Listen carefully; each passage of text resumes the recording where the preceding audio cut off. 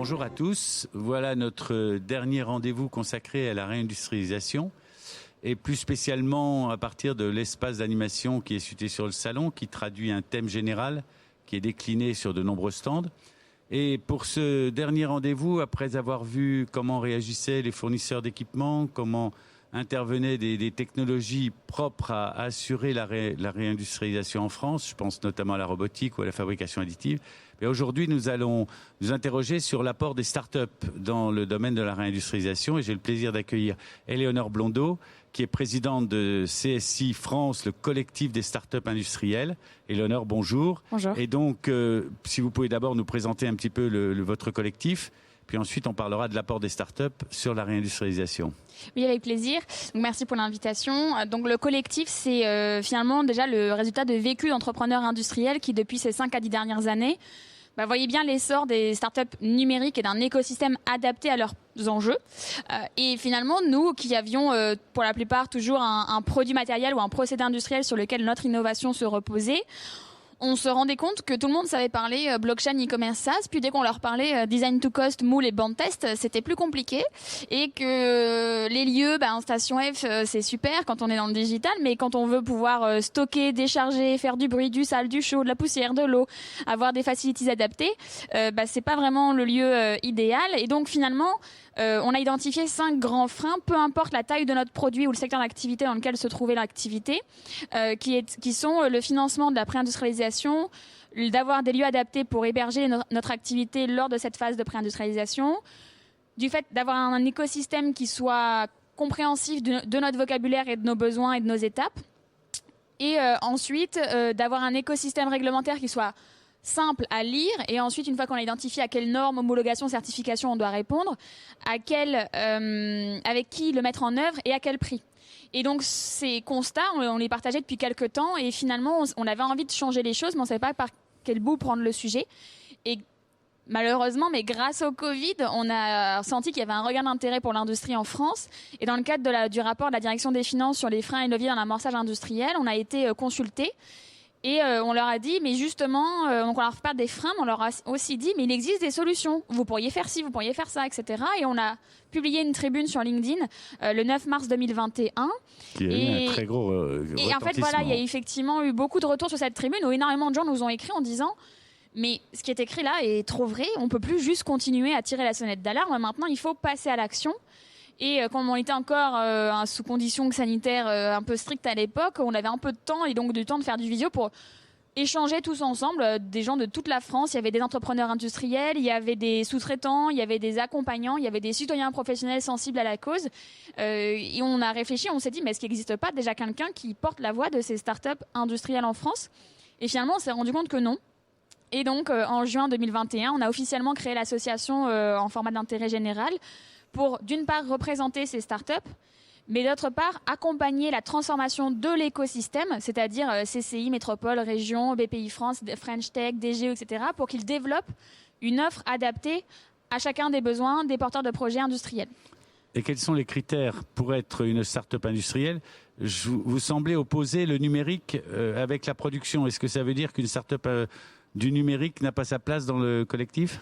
Alors, je ne les oppose pas, je dis qu'elles ont des besoins différents. Aujourd'hui, un projet purement software, il n'a pas du tout les mêmes besoins en termes de financement, de ressources humaines, d'hébergement, qu'un projet où il y a au moins une base hardware. Évidemment, aujourd'hui, dans l'industrie, faire de l'industrie sans faire du numérique, c'est quasiment pas possible. Donc, encore une fois, on n'oppose pas du tout. On dit juste qu'aujourd'hui, l'écosystème, il a été développé pour ces projets-là et que nous, on souhaiterait qu'il y ait une deuxième voie en parallèle qui soit plus adaptée aux enjeux des gens qui ont une base hardware. Donc, dans les membres, si vous êtes porteur de projet d'une solution purement software et que vous êtes sensible aux enjeux de réindustrialisation et à développer un écosystème orienté sur l'industrie, vous êtes tout à fait le bienvenu. En fait, on ferme la porte à personne. Mais par contre, c'est vrai que dans le plaidoyer de l'association, on est là pour développer les solutions adaptées à ceux qui ont des enjeux industriels matériels ou physiques. Et vous comptez combien d'adhérents ? Aujourd'hui, on a un peu plus d'une centaine d'adhérents, mais dans l'écosystème du collectif, on a un peu plus de 3000 aujourd'hui sur les réseaux et puis dans l'écosystème des gens avec qui on collabore au quotidien. Donc c'est allé très très vite.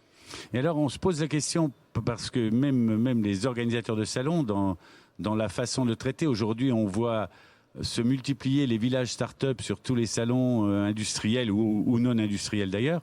Mais en tout cas, il y a énormément de villages start-up. Et on a un peu l'impression, comme vous le soulignez tout à l'heure, que la relation entre le passage de la pré-production à une production ne se fait pas encore facilement. Comment peut-on faciliter la relation entre des PME qui sont éventuellement à la recherche de solutions à développer et des start-up qui butent au stade de la conception et qui n'arrivent pas à passer à la production? C'est quoi la recette ou la méthode? On ne sait pas si on a la réponse à tout, mais en tout cas, nous, ce qu'on propose... Il y a deux sujets. Il y a le 1, déjà d'avoir un écosystème, d'avoir les bons financements, d'avoir les bons lieux pour accueillir les projets, parce qu'aujourd'hui les projets perdent beaucoup de temps à trouver des lieux adaptés, d'avoir des gens qui comprennent de quoi on parle, d'avoir une simplification dans l'aspect réglementaire. Donc déjà un écosystème.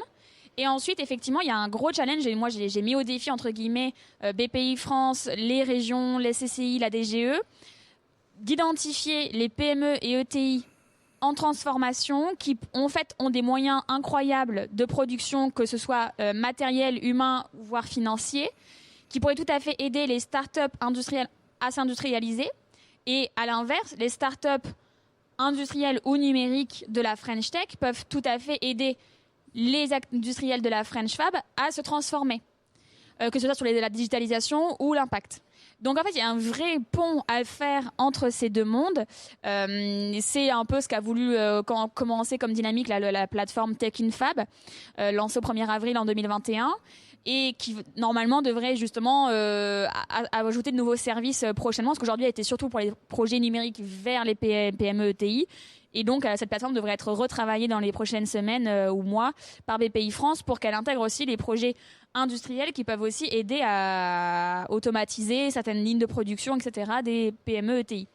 Et est-ce qu'une start-up arrive facilement à parler avec un dirigeant de PME, d'une petite PME de la mécanique par exemple? Est-ce que la discussion est aisée ou au contraire faut-il trouver une interface ou un intermédiaire qui pourra faciliter la mise en relation?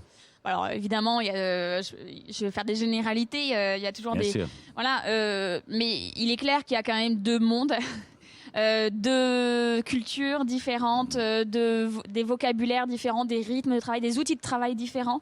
Et donc nous, on essaye de développer des bonnes pratiques.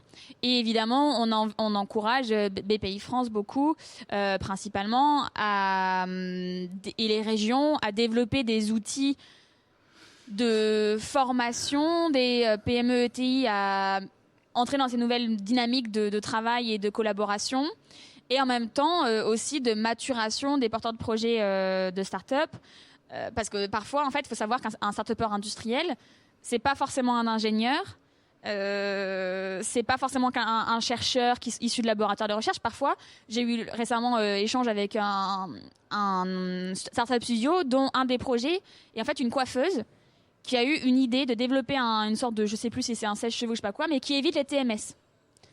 La nana, elle est coiffeuse. Donc elle, si vous voulez, parler industrie, elle y connaît rien. Donc il faut, elle, la former sur tout ce monde-là.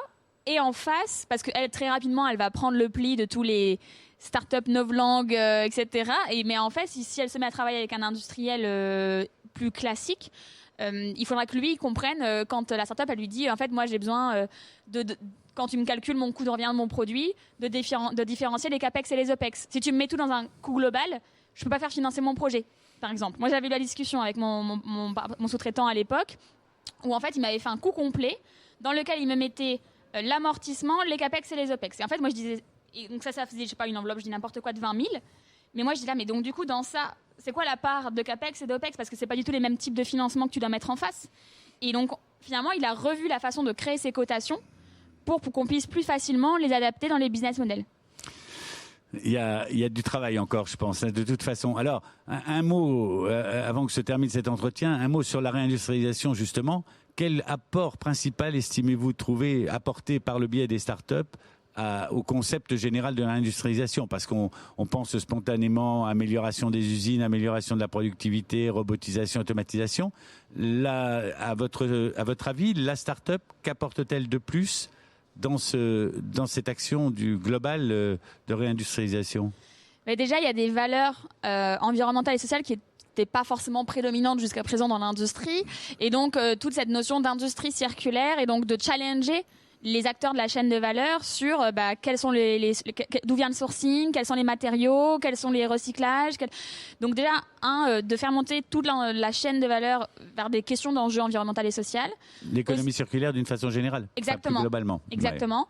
Ouais. Et aussi de créer de nouvelles filières, en fait. On a eu l'historique, on a historiquement 18 filières en France, mais en fait, je pense qu'il y a des nouvelles filières qui vont se développer et qui sont en train d'être développées par les porteurs de projets industriels.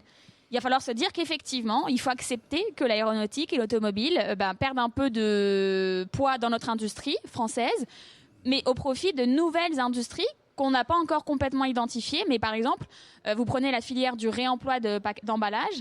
Mais pour cette filière-là, vous avez des laveurs industriels, vous avez des collecteurs d'emballage qui sont des RVM qui doivent aussi être produits. Donc vous avez aussi tout l'enjeu de la logistique qui est un vrai challenge, notamment la logistique urbaine avec tout ce qui est triporteur, etc. Donc il y a vraiment des nouvelles filières qui sont en train de naître, poussées vraiment très fortement par ces startups industrielles. Oui. Et elle trouve des partenaires assez facilement, parce que c'est toujours difficile à la fois d'imposer une nouvelle filière et en même temps de développer une activité. Il faut absolument l'appui de structures telles que la BPI ou d'autres structures institutionnelles, où il y a de la création. Aujourd'hui, de toute façon, dans l'écosystème start-up, vous êtes obligé. Enfin, la BPI, c'est clairement un de vos partenaires clés dès l'amorçage. La première subvention que vous avez, ça s'appelle la bourse French Tech. C'est BPI qui l'a fournie. Donc, ces partenaires sont clés. Ces acteurs de nouvelles filières sont en train de se rassembler en consortium. C'est aussi ça ce qu'on fait avec le collectif. Mais après, il y en a qui sont sectorisés. Vous avez des réseaux consignes, des réseaux vrac, des gens qui développent. Ça, c'est dans mon cœur de métier, je connais cela. Mais évidemment, il y a plein d'autres secteurs qui sont en train aussi de se rassembler en tant qu'acteurs de filières. Et ils en sont au début. Mais aujourd'hui, ils ont des ambitions assez fortes. Et on voit quand même que ça commence à prendre forme. Donc, je pense que ça va prendre, la filière de l'aéronautique en France, elle s'est pas faite en un claquement de doigts. Et aujourd'hui, justement, c'est que les startups, elles vont quand même assez vite. En 5 ans, nous, on a vu des filières se structurer de façon assez importante. Donc, je suis assez positive et optimiste pour la suite. En 2 mots, vous voyez comment votre collectif dans 1 an, 2 ans ? Alors, au début, je disais, dans l'idéal, ce serait qu'il ait disparu. Ça voudrait dire que tous les acteurs de l'écosystème aient intégré les messages qu'on portait et finalement soient autonomes dans leur développement. Le fait est qu'on est très sollicité pour que l'activité soit durabilisée et notamment avec des prestations de conseil, voire la création de fonds d'investissement ou de prise de participation dans des lieux physiques orientés sur l'industrie en amorçage. Donc on est en pleine réflexion avec le collectif sur quelle dynamique on conserve. Est-ce que c'est une action temporaire de lancement de la dynamique nationale ou est-ce qu'effectivement on s'inscrit dans le temps long ? Donc de toute façon, on risque d'entendre encore parler beaucoup de vous dans les mois qui viennent. C'est sûr qu'on a un programme très chargé. D'ailleurs, n'hésitez pas à suivre le collectif Startup Industrielle France sur les réseaux sociaux et notamment LinkedIn, où on communique toutes les dates où on est présent dans tous les territoires. Là, ce qui est prévu dans les prochaines semaines, il y a Angers, La Baule, Gardanne, Grenoble. Enfin voilà, donc Annecy aussi. Enfin, on va vraiment dans tous les territoires à travers toute la France. Et c'est aussi ça qui est chouette avec l'industrie, c'est qu'on sort de Paris. Oui, enfin. Et en fait, aujourd'hui, si vous n'étiez pas start-upper et que vous vouliez lever des fonds, vu que les financiers et les journalistes sont principalement à Paris, il fallait que vous déménagiez pendant 6 mois à Paris. Et on espère que grâce à la réindustrialisation, ça va permettre aussi de régionaliser les activités économiques et qu'on voit se créer des fonds régionaux ou métropolitains, comme notamment le FAIM à la métropole de Lyon-Saint-Étienne, qui est une première initiative, mais on espère que celui-là sera développé dans les autres métropoles de France, que les journalistes, les médias aussi se régionalisent et qu'on ne soit pas nécessairement obligé de passer par Paris pour réussir à développer son projet. C'est un très beau programme. Éléonore, merci beaucoup. Vous êtes en tout cas passionnée. C'est très intéressant de vous suivre et de vous écouter. À très bientôt, sans doute, de toute façon. Bonne journée. Merci à tous.